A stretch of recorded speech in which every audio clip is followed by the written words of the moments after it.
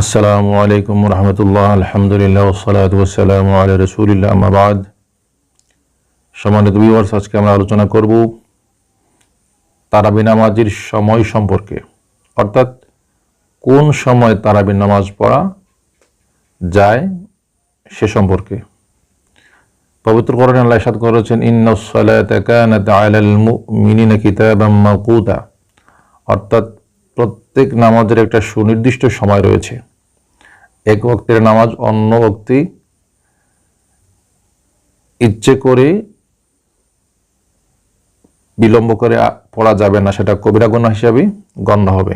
উদাহরণস্বরূপ, যদি কোনো ব্যক্তি অলসতাবশত ফজরের নামাজ ফজরের সময় পড়েন না, জোহরের নামাজ জোহরের সময় পড়েন না, আসরের নামাজ আসরের সময় পড়েন না, অন্য ওয়াক্তে পিছিয়ে পড়েন, তাহলে তার একটা ফরজ তরক হলো। অর্থাৎ যেহেতু জোহরের নামাজ জোহরের ওয়াক্তেই আদায় করা ফরজ,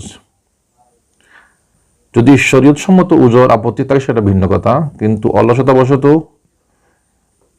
বিনা কারণে একটা ওয়াক্তের নামাজ পিছিয়ে অন্য ওয়াক্তে আদায় করা যাবে না। সেটা যদিও বা তিনি উদাহরণস্বরূপ জোহরের নামাজ আসরের সময় পড়েন, তাইলে ওই ওয়াক্তে আদায় না করার কারণে তার একটা কবিরা গুনাহ সংঘটিত হবে।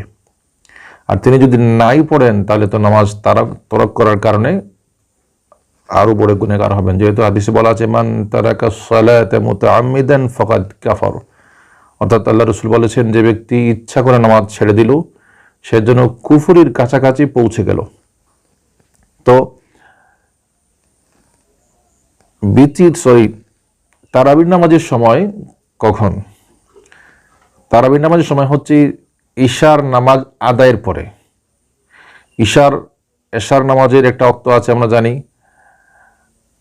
সেটা তো আর বলতে হবে না।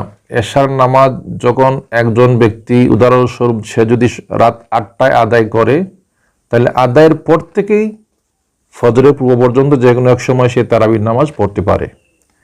যদি কোনো ব্যক্তি ইশার নামাজ রাত 12টার মধ্যেও পড়ে না, কিন্তু এশার নামাজ না পড়া পূর্ব পর্যন্ত সে তারাবি নামাজ পড়তে পারবে না। আশা করি কথাটা বোঝাতে পেরেছি।